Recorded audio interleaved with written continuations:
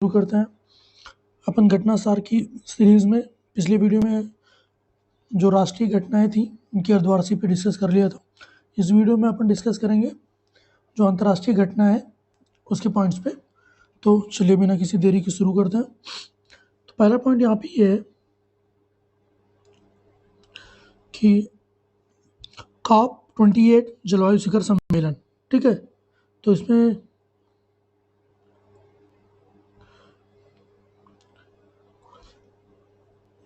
30 नवंबर से 13 दिसंबर, ठीक वैसे कर लेते हैं, 30 नवंबर से 13 दिसंबर, जो कि बहुत पहले से डिसाइडेड था कि इस डेट को होगा। तो संयुक्त अरब अमीरात के दुबई में जलवायु परिवर्तन पर संयुक्त राष्ट्र फ्रेमवर्क अभिसमय UNFCCC के लिए पार्टियों का 28वां सम्मेलन COP28 कॉन्फ्रेंस ऑफ पार्टीज 28 आयोजित किया गया। सम्मेलन की अध्यक्षता UAE के सुल्तान डॉक्टर सुल्तान अल जाबेर ने किया, ठीक है। तो क्वेश्चन अपन इससे ये पूछ सकता है कि COP28 समिट कहाँ हुई। तो ये UAE में हुई और इसकी अध्यक्षता की है UAE के डॉक्टर सुल्तान अल जाबेर ने, ठीक है। बाकी इसमें बहुत सारी डिटेल है, वो इतना पूछा जाएगा नहीं, एक दो पॉइंट डिस्कस कर लेते हैं अपन। सबसे अधिक देशों ने तेल, गैस और कोयले के उपयोग को चरणबद्ध रूप से समाप्त करने के लिए COP28 समझौते पर समझौता किया। और इसमें देख लेते हैं, प्रस्तावित सौदा विशेष रूप से ऊर्जा प्रणालियों में जीवाश्म ईंधन से दूर व्यवस्थित और न्यायसंगत तरीके से संक्रमण करने का आह्वान करेगा, ताकि विज्ञान को ध्यान में रखते हुए 2050 तक शुद्ध शून्य उत्सर्जन हासिल किया सके। वही मतलब नेट जीरो कार्बन एमिशन 2050 तक हासिल किया जा सके, ठीक है। इसी में अगला पॉइंट था कि global stock take GST tax का 5वां संस्करण COP28 में जारी किया गया, जिसे बिना किसी आपत्ति के अपनाया गया। टेक्स्ट में वैश्विक तापमान की वृद्धि को 1.5 डिग्री सेल्सियस के दायरे में रखने के लिए 8 कदम प्रस्तावित किए गए, ठीक है। COP28 के अगर हम मुख्यपूर्ण इंपॉर्टेंट बिंदु पे बात करें तो इसमें पहला देख लेते हैं कि हरित जलवायु कोष के संसाधनों को दोबारा भरने के लिए 3.5 अरब डॉलर की प्रतिबद्धता। दूसरा, अल्प विकसित देशों के कोष LDC और विशेष जलवायु परिवर्तन कोष के लिए 15 करोड़ डॉलर से अधिक की नई घोषणाएं, ठीक है। लोगों के स्वास्थ्य को बढ़ते जलवायु प्रभावों से बचाने के लिए तेजी लाने के लिए लगभग 120 देशों ने COP28 UAE जलवायु और स्वास्थ्य घोषणा का समर्थन किया, ठीक है।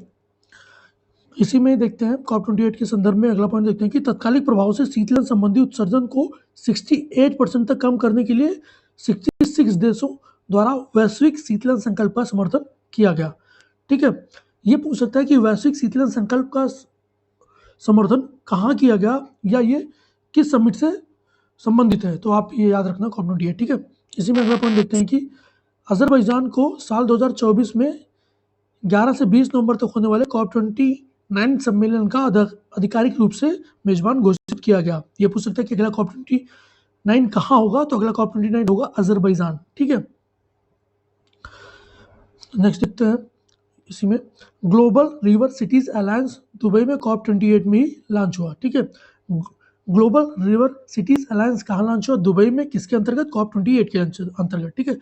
अगला पॉइंट देखते हैं, राष्ट्रीय स्वच्छ गंगा मिशन NMCG के नेतृत्व में global river cities alliance GRCA को दुबई में संयुक्त राष्ट्र जलवायु परिवर्तन सम्मेलन COP28 में 10 दिसंबर 2023 को लॉन्च किया गया, ठीक है। इसी में अगला पॉइंट देखते हैं, ग्लोबल रिवर सिटीज अलायंस 11 देशों में 275 से अधिक वैश्विक नदी शहरों को कवर करता है। यह नदी संरक्षण और सतत जल प्रबंधन की दिशा में एक महत्वपूर्ण कदम है, ठीक है।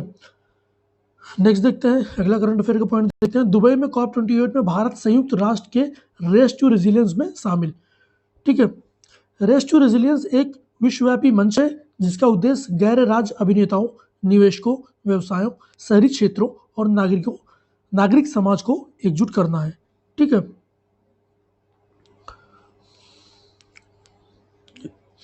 इसी कड़ी में अगला करंट अफेयर देखेंगे, ठीक है, जो वैश्विक टीबी रिपोर्ट को लेकर है, ये इंपॉर्टेंट है थोड़ा, ठीक है। विश्व स्वास्थ्य संगठन WHO द्वारा 7 नवंबर 2023 को दुनिया के 192 देशों और क्षेत्रों में टीबी मामलों पर एक डेटा रिपोर्ट जारी किया है, जिसके महत्वपूर्ण बिंदु ऐसे हैं। कोविड-19 के बाद 2022 में एक एकल संक्रामक रोग से होने वाली मौतों का दूसरा प्रमुख कारण टीबी रहा है। 2022 में टीबी से पीड़ित नए निदान वाले लोगों की संख्या 7.5 मिलियन थी। ठीक है, कोविड-19 से पहले यह संख्या 2019 में 7.1 मिलियन थी तथा 2020 में 5.8 मिलियन थी। वर्ष 2021 में यह संख्या 6.4 मिलियन थी। ठीक है, वर्ष 2022 में वैश्विक स्तर पर टीबी से अनुमानित 1.30 मिलियन लोगों की मौत हुई। एक्चुअली क्या हुआ है कि कोविड के बाद लोगों का लंग्स बहुत वीक हो गया, तो लंग्स वीक होने के साथ साथ टीबी अपन जानते हैं कि ये लंग्स की बीमारी है। ठीक है, फेफड़े की बीमारी है, तो लंग्स कमजोर हो गया तो टीबी हावी होने की क्षमता क्या है, इम्यूनिटी वीक हो गई तो टीबी होने के चांस ज़्यादा बढ़ गए। ठीक है, इसीलिए ये जो नंबर है ये ज़्यादा बढ़ा है। अगला पॉइंट देखते हैं। वर्ष 2022 और 2021 में टीबी से ग्रसित नए निदान वाले लोगों की संख्या की वैश्विक कमी में 60% से अधिक हिस्सा संयुक्त रूप से भारत, इंडोनेशिया और फिलीपींस का है। ठीक है, नेक्स्ट पॉइंट, तो वर्ष 2015-2022 तक टीबी से होने वाली मौतों की वैश्विक संख्या कुल कर में 19% थी। ठीक है, अगला पॉइंट देख लेते हैं जो कि जरूरी है। रिपोर्ट के अनुसार भारत ने टीबी के मामलों की जानकारी एकत्र करने को लेकर उल्लेखनीय प्रगति की है। वैश्विक दर की तुलना में भारत में टीबी के मामलों में कमी की दर लगभग दोगुनी हो गई है। चलिए, एक अच्छी बात है कि भारत में टीबी की दर में काफ़ी कमी आई है, टीबी होने की दर में। ठीक है, नेक्स्ट करंट अफेयर देखते हैं। जलवायु परिवर्तन प्रदर्शक सूचकांक। 8 दिसंबर 2023 को वैश्विक जलवायु सम्मेलन COP28 के दौरान जलवायु परिवर्तन प्रदर्शक सूचकांक 2023 रिपोर्ट जारी की गई। ठीक है, इस रिपोर्ट के अनुसार भारत अभी भी जलवायु परिवर्तन की दिशा में सबसे अधिक प्रयास करने वाले देशों की सूची में सबसे अग्रम है। ठीक है, दुबई में ग्लोबल क्लाइमेट कॉन्फ्रेंस में जारी रिपोर्ट के अनुसार भारत लगातार 5 साल से शीर्ष 10 देशों में स्थान बनाए हुए है। सूचकांक में भारत ग्रीन हाउस गैस उत्सर्जन और ऊर्जा उपयोग श्रेणियों में उच्च रैंकिंग स्थान प्राप्त हुआ है। ठीक है, जलवायु परिवर्तन सूचकांक कार्बन उत्सर्जन को कम करने के लिए 63 देशों और यूरोपीय संघ के प्रयासों का आकलन करता है। 90% ग्रीन हाउस गैस इन्हीं देशों से उत्सर्जित होती है। इस सूचकांक में चीन 51 51 जैसे 51वां और अमेरिका 75वें पे है। देखिए क्या है ना, ये डेवलप्ड कंट्री है, तो फर्क ही नहीं पड़ता है कि इन्वायरमेंट, इनको अपनी इकोनॉमी पे ज़्यादा फोकस करना है। जो कैपिटलिस्ट है ना, कैपिटलिस्ट का सिंपल फंडा है, पहले इकोनॉमी बाद में दुनियादारी। ये बात बड़ी बड़ी करते हैं लेकिन काम नहीं करते हैं। ठीक है, अगला पॉइंट देखते हैं। CCPI रैंकिंग में भारत का पिछला प्रदर्शन 2014 में 31वें स्थान पर था, 2023 में 7वें स्थान पर पहुंच गया है। ठीक है, और अगर फोर्थ पे डेनमार्क है। ठीक है, फोर्थ पे डेनमार्क है, एस्टोनिया 5वें पे है, फिलीपीन 6ठे पे है, अपना भारत 7वें पे है। ठीक है, 1, 2, 3 पे तो किसी के रखा ही नहीं गया है। ठीक है, आज तक भारत की गैर जीवाश्म ऊर्जा स्थापित क्षमता 2030 तक 50% तक की लक्ष्य की तुलना में 44% है। अगला करंट अफेयर देखते हैं इसी श्रेणी में। चीन में दुनिया का पहला चौथी पीढ़ी का परमाणु ऊर्जा संयंत्र। ठीक, चीन ने पारंपरिक कोयला आधारित बिजली संयंत्रों से दूर जाने और विदेशी प्रौद्योगिकियों पर अपनी निर्भरता कम करने के अपने प्रयास में एक महत्वपूर्ण उपलब्धि हासिल की है। ठीक है, 6 दिसंबर 2023 को पूर्वी शिलोंग के प्रांत में सिदाबो परमाणु ऊर्जा संयंत्र ने अगली पीढ़ी के गैस कूल्ड परमाणु रिएक्टर के युग की शुरुआत करते हुए वाणिज्यिक परिचालन शुरू किया है, जिसकी चौथी पीढ़ी का पहला परमाणु ऊर्जा संयंत्र माना जा रहा है।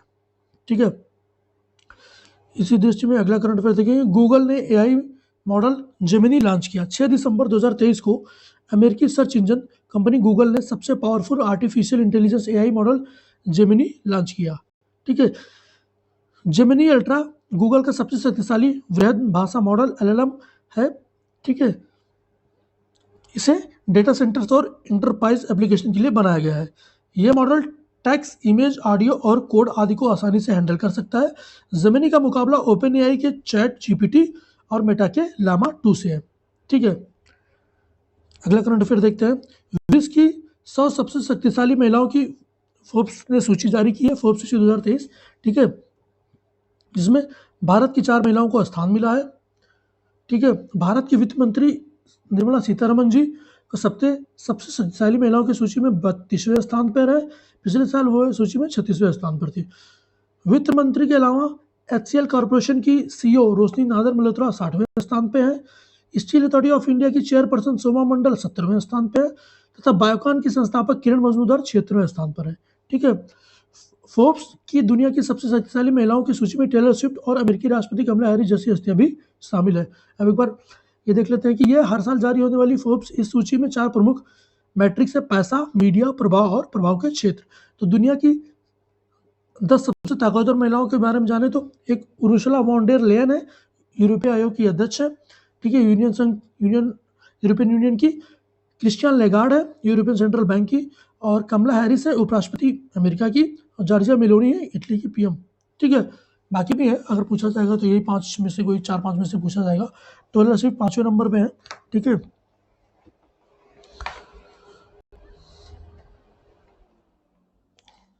तो और अगला करंट अफेयर देखते हैं। नीदरलैंड में दक्षिण पंथी नेता गीट वाइल्डर्स की जीत के बारे में पढ़ेंगे। ठीक है, नीदरलैंड के दूर दक्षिणपंथी इस्लाम विरोधी पार्टी फॉर फ्रीडम के नेता गीट वाइल्डर्स ने 22 नवंबर 2023 को हुए डच आम चुनाव में शानदार जीत हासिल की।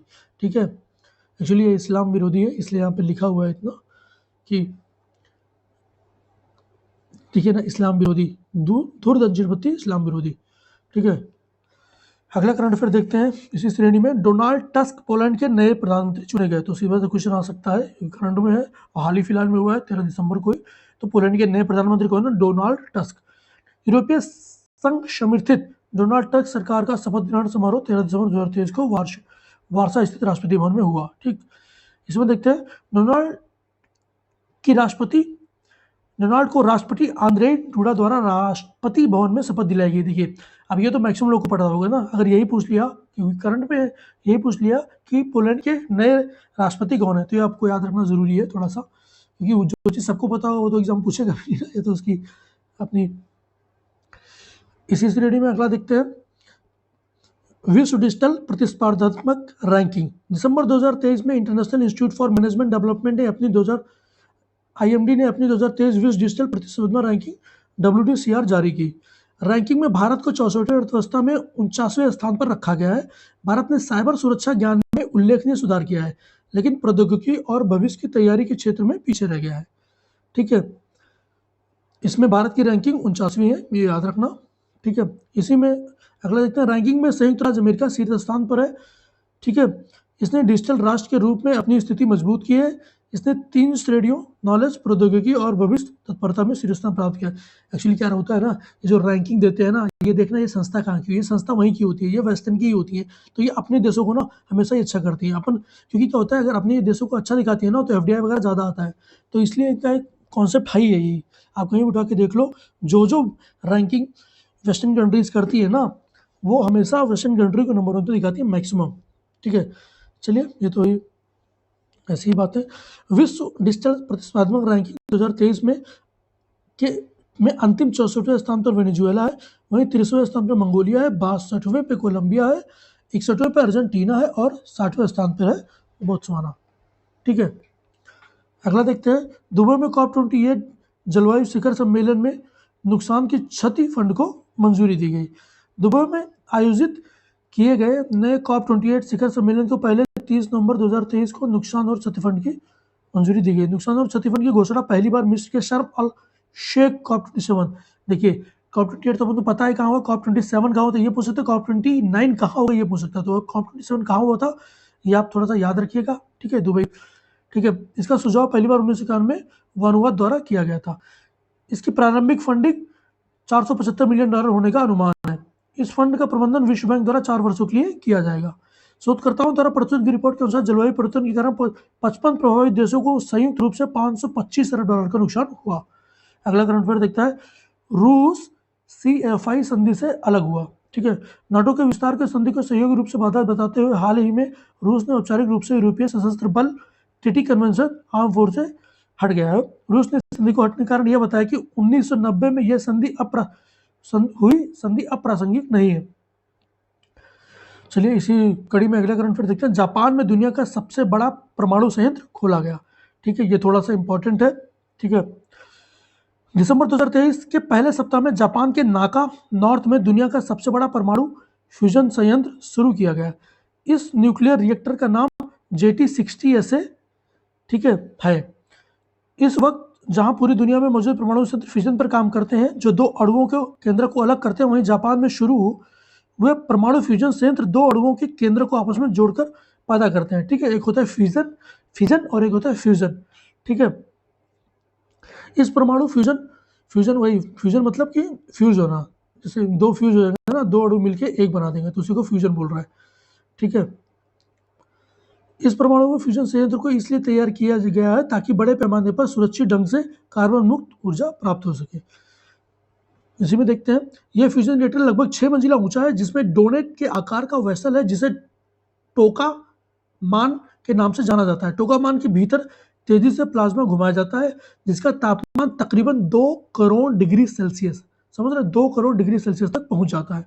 न्यूक्लियर रिएक्टर है तो फिर इतना टेम्परेचर पहुंचना है। इसी में देखते हैं कि फ्रांस भी इससे बड़ा बना रहा है, तो उसके कंटेक्स्ट में देख लेते हैं। फ्रांस इससे भी अधिक शक्तिशाली परमाणु संयंत्र बनाने में लगा हुआ है, जिसे international thermonuclear experimental reactor ITR के नाम दिया गया है। हालांकि यह परियोजना तय बजट के ऊपर चली गई है। ठीक है, नेक्स्ट करंट अफेयर देखते हैं। अंगोर वाट मंदिर को दुनिया का 8वां अजूबा घोषित किया गया है। ठीक है, कंबोडिया में स्थित अंगोर वाट मंदिर नवंबर 2023 में इटली के पोम्पई को पीछे छोड़कर दुनिया का 8वां अजूबा बनाने में सफल हुआ है। अंगोर वाट दक्षिण पूर्व एशिया के सबसे महत्वपूर्ण पुरातात्विक स्थलों में एक है, जो कंबोडिया के उत्तरी प्रांत सियम रीप, ये पूछ सकता है कि कंबोडिया में, सबको पता है कहाँ पे है, सियम रीप। ठीक है, जो कंबोडिया के उत्तरी प्रांत सियम रीप में स्थित है। यह यूनेस्को की वर्ल्ड हेरिटेज साइट सूची में शामिल दुनिया की सबसे विशाल हिंदू मंदिर है। इसे अपनी अनूठी वास्तुकला के लिए 8वां अजूबा घोषित किया गया है। अंगोर वाट ने लगभग 500 एकड़ क्षेत्र को कवर करते हुए दुनिया की सबसे बड़ी धार्मिक संरचना होने का ग्रीन रिकॉर्ड भी अपने नाम किया हुआ है। अंगोर वाट का निर्माण 12वीं शताब्दी में राजा सूर्यवर्मन द्वितीय द्वारा किया गया था, और यह मूल रूप से हिंदू भगवान विष्णु को समर्पित है। तो इसमें 3 बातें याद रखना कि ये किस भगवान को समर्पित है, Guinness book of world record वाला, और कितने एरिया में है, और इंडोनेशिया के किस प्रांत में स्थित है, और दूसरा 8वां अजूबा। ये थोड़ा सा याद रखना, एक्चुअली क्या है ना, जिस तरह का भी माहौल है तो ये याद रखेगा कि ये भी राम भगवान का मंदिर बन रहा है, तो ऐसे सवाल आ सकते हैं। नेक्स्ट करंट अफेयर देखते हैं। स्पर्म व्हेल के लिए समुद्र में संरक्षित क्षेत्र। ठीक है, कैरिबियाई देश डोमिनिका, ठीक है, डोमिनिका ने स्पर्म व्हेल के लिए समुद्र में संरक्षित क्षेत्र बनाए हैं। ठीक है, और स्पर्म व्हेल को समुद्र का सफाई कर्मी भी कहा जाता है। वह मृत समुद्री जीवों को खाती है। कटल फिश, ऑक्टोपस खाने के बाद इसके पाचन तंत्र से एक खास तरह का श्राव होता है। ठीक है, नेक्स्ट करंट अफेयर देखते हैं इसी कंटेक्स्ट में। ब्रिक्स का 15वां शिखर सम्मेलन 2023। ब्रिक्स के 5 प्रमुख देश, ब्रिक्स मतलब बोले तो Brazil, Russia, India, China and South Africa का 15वां शिखर सम्मेलन, कौन सा 15वां शिखर सम्मेलन दक्षिण अफ्रीका के जोहान्सबर्ग में 22 से 24 अगस्त 2023 को आयोजित किया गया। दक्षिण अफ्रीका राष्ट्रपति साइरिल रामाफोसा की अध्यक्षता में संपन्न इस सम्मेलन में रूस का प्रतिनिधित्व राष्ट्रपति व्लादिमीर पुतिन के साथ पर विदेशी मंत्री सर्गेई लावरोव ने किया, जबकि भारतीय प्रधानमंत्री श्री नरेंद्र मोदी, ब्राजील के राष्ट्रपति लुइस इनासियो लुला डी सिल्वा तथा चीन के राष्ट्रपति शी जिनपिंग व्यक्तिगत रूप से शामिल हुए। ठीक है, इसके अतिरिक्त 67 अन्य देश भी शामिल रहे। ठीक है, इसमें एक पॉइंट और देख लेते हैं। अर्जेंटीना, ईरान, इथोपिया, सऊदी अरब, मिस्र तथा संयुक्त अरब अमीरात शामिल है। 1 जनवरी 2024 से नए सदस्य के रूप में आमंत्रित किए गए हैं। ठीक है, और लास्ट पॉइंट इसमें देखते हैं। ब्रिक्स का आगामी 16वां शिखर सम्मेलन 2024 रूस के कजान में प्रस्तावित होगा। तो ब्रिक्स का देख लेते हैं। 15वां हुआ जोहान्सबर्ग में, ठीक है, अगस्त 22 से 24 2023 को हुआ है। 16वां होगा कजान में, ठीक है, जो कि रूस में है, ये तो पता ही होगा। अगला करंट अफेयर देखते हैं। चिली इंटरनेशनल सोलर अलायंस का 95वां सदस्य बना। चिली अंतर्राष्ट्रीय सौर गठबंधन का 95वां सदस्य बन गया। 6 नवंबर 2023 को नई दिल्ली में विदेश मंत्रालय में संयुक्त सचिव अभिषेक सिंह के साथ चिली के राजपूत दुआन अगुली की बैठक के दौरान ISA समर्थन की दस्तावेज सौंपा गया। अगला करंट अफेयर देखते हैं। भारत और फ्रांस के संयुक्त प्रयास के रूप में ISA की स्थापना वर्ष 2015 में 21वें कॉन्फ्रेंस ऑफ पार्टीज COP21 के दौरान की गई थी। वर्तमान में 116 देश हस्ताक्षर करता है, जिनमें से 94 पूर्व सदस्य हैं। और ISA की छठी महासभा 31 अक्टूबर 2023 को नई दिल्ली में हुई। ये थोड़ा सा याद रखिएगा, भारत मंडपम में। ठीक है, पूछ सकता है, जरूरी भी नहीं पूछ ले, लेकिन पूछ सकता है। ठीक है, क्योंकि ये भारत में हुई थी, भारत मंडपम में हुई थी, बहुत नीज में था। अगला करंट अफेयर का पॉइंट देख लेते हैं। आसियान का 43वां शिखर सम्मेलन। तो पहला ये आसियान का 43वां शिखर सम्मेलन, आसियान फुल फॉर्म में association of south east Asian nation का 43वां शिखर सम्मेलन, ठीक है, जकार्ता में हुआ 5 से 7 सितंबर के बीच। ठीक है। 18वीं पूर्व एशियाई शिखर सम्मेलन ईस्ट एशिया समिट तथा भारत कुछ अन्य देशों के साथ आसियान के शिखर में बैठक में आसियान हुआ। और अगला पॉइंट देख लेते हैं। इंडोनेशिया के राष्ट्रपति जोको विडोडो की अध्यक्षता में आसियान के 43वां शिखर सम्मेलन जकार्ता में 5 से 3 सितंबर 2023 को संपन्न हुआ। तो ये पूछा था कि आसियान का 43वां शिखर सम्मेलन किसकी अध्यक्षता में हुआ, तो इंडोनेशिया के राष्ट्रपति जोको विडोडो की अध्यक्षता में हुआ। ठीक है। इसी पॉइंट में अगला करंट अफेयर देखते हैं कि आसियान भारत का 20वां शिखर सम्मेलन जकार्ता में 7 सितंबर को आसियान के साथ संबंध के 20वें शिखर सम्मेलन की सह अध्यक्षता इंडोनेशिया के राष्ट्रपति जोको विडोडो के साथ प्रधानमंत्री मोदी ने की। ठीक। इसी कड़ी में अगला पॉइंट देखते हैं कि 18वां पूर्वी एशिया शिखर सम्मेलन, ठीक है, पूर्वी एशिया शिखर सम्मेलन की बात हो रहा है। ठीक है। ये दक्षिण पूर्व एशिया था, याद रखिएगा, ये पूर्वी एशिया शिखर सम्मेलन। ठीक है। ईस्ट एशियन समिट जिसको बोलते हैं। ठीक है। आयोजन जकार्ता में 7 से 7 सितंबर 2023 को किया गया। ठीक है। ये भी जकार्ता में किया गया और ये भी जकार्ता में किया गया। ठीक है। आसियान के 10 देशों के सदस्य 8 अन्य देश ऑस्ट्रेलिया, चीन, जापान, भारत, न्यूजीलैंड, रूस, दक्षिण कोरिया, अमेरिका इसमें भी हिस्सा लेते हैं। इंडोनेशिया के राष्ट्रपति जोको विडोडो ने की है अध्यक्षता। ठीक है। इसमें भी आप देखेंगे कि जो आसियान का शिखर सम्मेलन था उसमें भी इन्होंने की है और पूर्व एशिया शिखर सम्मेलन भी इन्होंने की है। जापान इंडोनेशिया के राष्ट्रपति जोको विडोडो ने की है। ठीक है। अपन देखते हैं इसी में आगामी 19वां पूर्वी एशिया शिखर सम्मेलन लाओस की मेजबानी में अक्टूबर-नवंबर 2024 में 45वें शिखर सम्मेलन के दौरान संपन्न होगा। ठीक है। जो अब अगला ये देखिए ना, ये जो है 43वां शिखर सम्मेलन 44वां शिखर सम्मेलन लाओस की मेजबानी में होगा। ठीक है। और ये दोनों याद रखिएगा। ठीक है कि आगामी 19वां पूर्वी एशिया शिखर सम्मेलन लाओस की मेजबानी में अक्टूबर-नवंबर 2024 में आसियान के 45वें शिखर सम्मेलन के दौरान संपन्न होगा। उसी समय आसियान के साथ भारत का 21वां शिखर सम्मेलन भी होगा। ये पॉइंट जरूरी है। और दूसरा, आसियान का आगामी 44वां शिखर सम्मेलन लाओस की मेजबानी में ही अप्रैल-मई 2024 में प्रस्तावित होगा, जबकि 45वां शिखर सम्मेलन अक्टूबर में होगा कहाँ? लाओस। आप लोग लाओस को याद रखिए। ठीक है। काफ़ी न्यूज़ में है तो लाओस को याद बनाए रखिए, थोड़ा दिमाग में चलता रहेगा तो ठीक रहेगा। अगला पॉइंट देखते हैं करंट अफेयर का कि वैश्विक नवाचार सूचकांक। ठीक है। वर्ल्ड इंटेलेक्चुअल प्रॉपर्टी ऑर्गेनाइजेशन 27 दिसंबर 2023 को दुनिया के 132 देशों की वैश्विक नवाचार सूचकांक, जिसको ग्लोबल इनोवेशन इंडेक्स बोलते हैं, रिपोर्ट जारी की। वैश्विक नवाचार सूचकांक में जहां स्विट्जरलैंड टॉप पे ही होगा, पता है, स्कोर के साथ शीर्ष स्थान पर, वहीं अफ्रीकी देश अंगोला को नीचे रखा है। ठीक है। पिछले वर्ष की तुलना में इस वर्ष की रिपोर्ट में भारत की रैंकिंग में कोई परिवर्तन नहीं आया है तथा पिछले वर्ष की तरह इस वर्ष भी 40वीं रैंक पे है। ठीक है। नेक्स्ट पॉइंट देखते हैं। वर्ष 2023 में वैश्विक नवाचार सूचकांक रैंकिंग में शीर्ष स्थान स्विट्जरलैंड का ही है। उसके लिए ये सूचकांक 67.6 इस वर्ष आकलित किया गया है। ठीक है। इस मामले में दूसरा, तीसरा, चौथा स्थान क्रमशः स्वीडन, अमेरिका, यूके का है। ठीक है। और इसमें वैश्विक नवाचार सूचकांक की बात करें तो शीर्ष के 5 देश Switzerland, Sweden, America, United kingdom और सिंगापुर है। आप देखिए ना, ये कंट्रीज हैं कहाँ की, सब वेस्टर्न वर्ल्ड। ये होता है खेलना कि जहाँ के लोग इंडेक्स जारी करेंगे उनके दोस्त, ऐसा नहीं है कि गलत ही होता है, लेकिन यार ठीक है। तो अगला देखते हैं हम, देशों की रैंकिंग के सबसे निचला 32वां स्थान अंगोला का है। ठीक है। 130वां स्थान बुरुंडी का है। तो इसी कड़ी में अगला करंट अफेयर अपन देखेंगे। ठीक है। ग्लोबल बायोफ्यूल अलायंस 9 सितंबर 2023 को नई दिल्ली में, कहाँ? नई दिल्ली में G20 शिखर सम्मेलन के दौरान, ठीक है, भारतीय प्रधानमंत्री श्री नरेंद्र मोदी जी, अमेरिकी राष्ट्रपति बाइडेन व ब्राजील के राष्ट्रपति लूला दी सिल्वा की उपस्थिति में जैव ईंधन बायोफ्यूल्स को बढ़ावा देने के लिए वैश्विक ईंधन गठबंधन ग्लोबल बायोफ्यूल अलायंस जीबे का गठन की घोषणा की। ठीक है। बायोफ्यूल से तात्पर्य पेड़ पौधों, अनाज, शैवाल, भूसी व वेस्ट फूड आदि से बनने वाले ईंधन से है। ठीक है। इसी में ये पॉइंट थोड़ा इंपॉर्टेंट है, देख लेते हैं। बायोफ्यूल्स अलायंस में शामिल होने वाले देशों से पेट्रोल में इथेनॉल के मिश्रण से को बढ़ाकर 20% तक करने की अपील की है। इस अवसर में प्रधानमंत्री मोदी ने की है। उन्होंने कहा है कि आज के समय की मांग है कि ईंधन सम्मिश्रण के क्षेत्र में सभी देश मिलकर काम करें। इसी कड़ी में अगला करंट अफेयर देखते हैं। ठीक है। वैश्विक पेंशन सूचकांक 2023 15वें वार्षिक Mercer CFA institute global pension index MCGPI ने हाल ही में वैश्विक पेंशन सूचकांक 2023 ग्लोबल पेंशन इंडेक्स के तहत विभिन्न देशों की सेवानिवृत्ति आय प्रणाली की रैंकिंग जारी की। इस सूचकांक में मेनली यही क्वेश्चन यही पूछेगा कि इस सूचकांक में भारत का कौन सा पोजीशन रहा। तो इस सूचकांक में भारत का 47 देशों में 45वां स्थान रहा।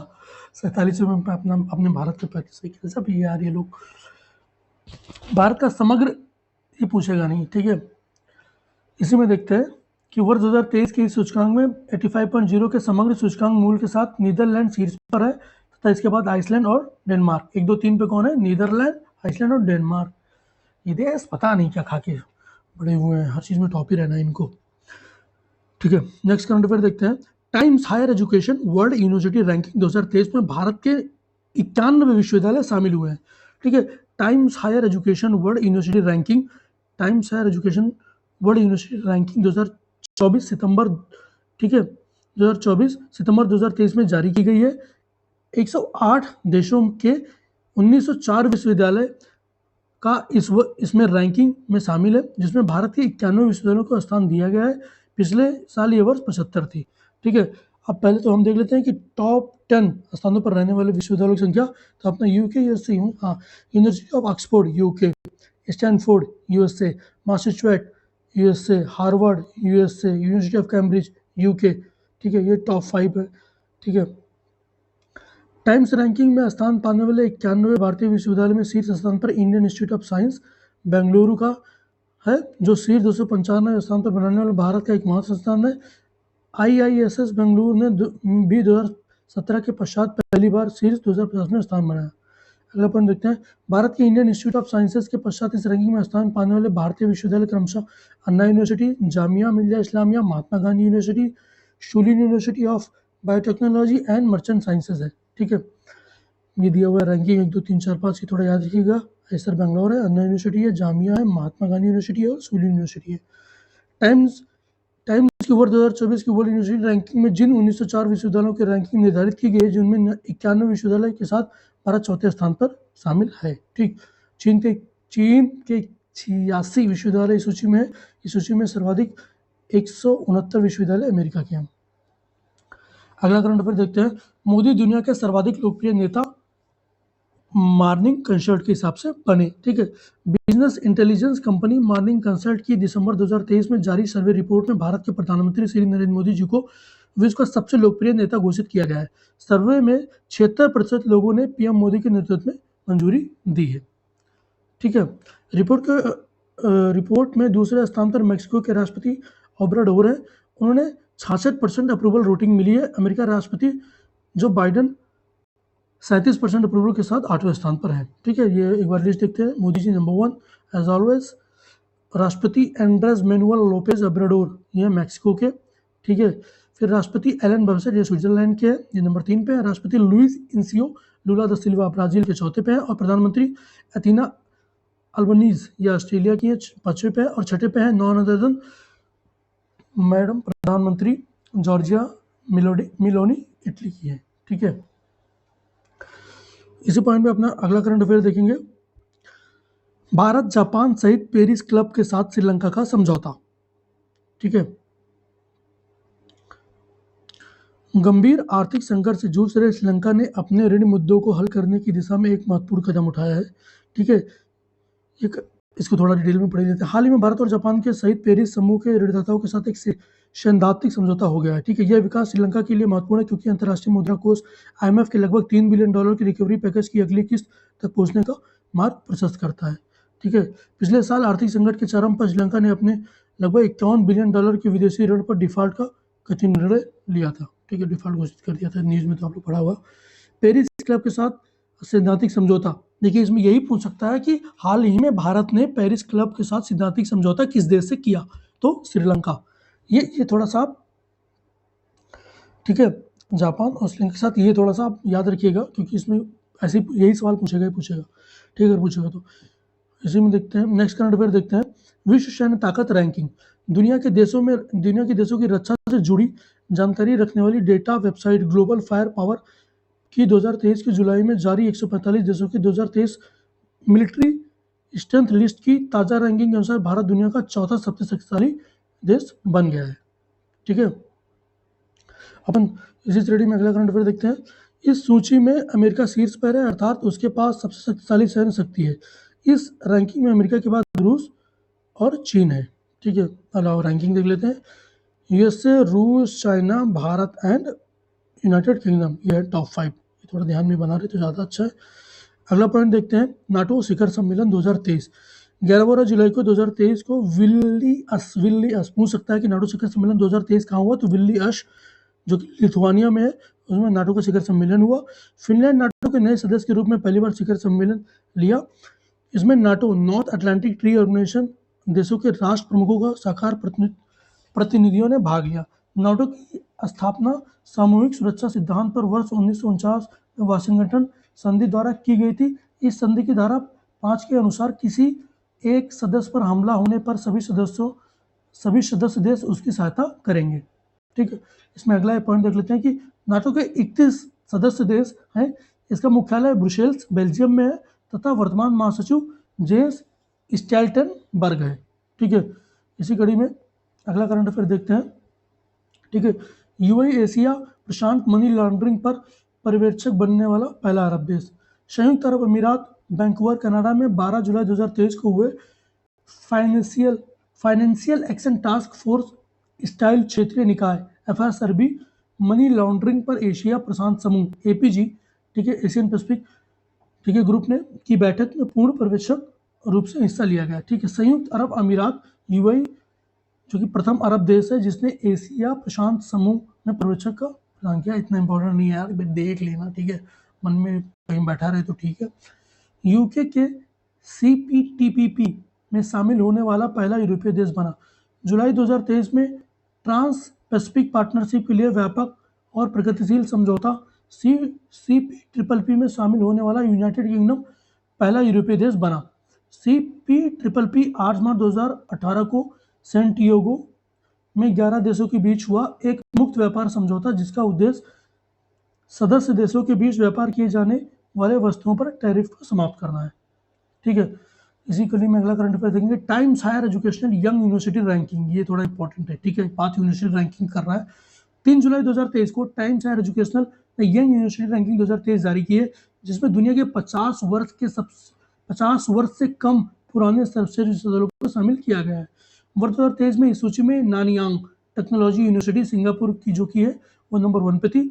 शीर्ष विश्वविद्यालय में भारत की केवल 3 विश्वविद्यालय, महात्मा गांधी यूनिवर्सिटी केरल 77वां स्थान, JSS academy of higher education and research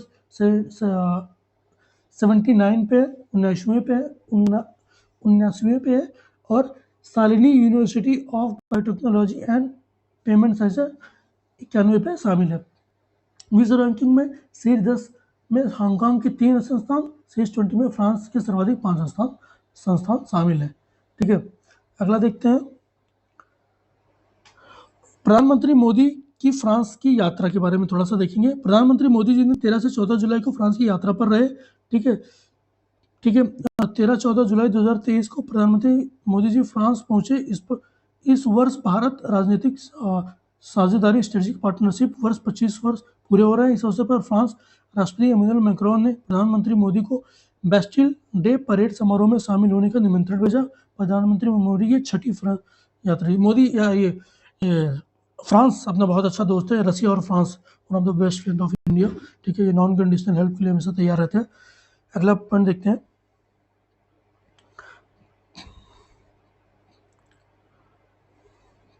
ठीक है, भारत फ्रांस की रणनीतिक भागीदारी के भावी स्वरूप से संबंधित दस्तावेज हॉरिजन 2047 सहित अन्य दस्तावेज वार्ता में स्वीकार किए गए हैं। ठीक है, अगला पॉइंट, प्रधानमंत्री नरेंद्र मोदी 14 जुलाई को फ्रांस के राष्ट्रीय दिवस बेस्टिल डे परेड समारोह के तौर पर अतिथि शामिल हुए हैं। इस समारोह में भारतीय वायुसेना के विमान सहित भारत की तीनों सेनाओं की 221 सदस्यीय टुकड़ी ने भी हिस्सा लिया। ठीक है, अगला पॉइंट देते हैं। फ्रांस के राष्ट्रीय दिवस या बेस्टिल डे का फ्रांसीसी चेतना में विशेष महत्व है।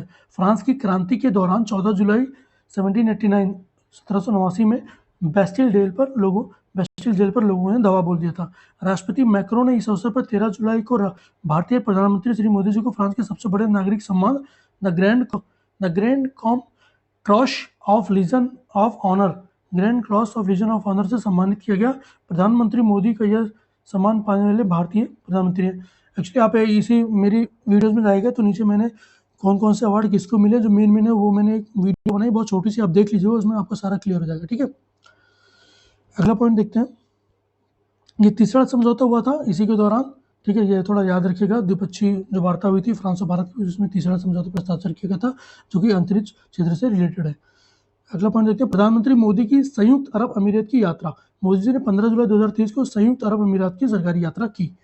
ठीक है, ये प्रधानमंत्री यूएई की 5वीं यात्रा थी। फ्रांस में जो भी फ्रांस वाली थी 6वीं यात्रा थी। भारतीय रिजर्व बैंक और संयुक्त अरब अमीरात की सेंट्रल बैंक के बीच सीमा पार लेन देन के लिए स्थानीय मुद्रा निपटान LCS प्रणाली पर एक समझौता ज्ञापन हस्ताक्षर हुआ। ठीक है, अगला पॉइंट देखिए, शिक्षा क्षेत्र में समझौते के अंतर्गत संयुक्त अरब अमीरात में IIT दिल्ली का परिसर खोला गया। इसमें प्रस्नातक पाठ्यक्रम जारी 2024 से तथा स्नातक राष्ट्रीय पाठ्यक्रम सितंबर 2024 से जारी होंगे।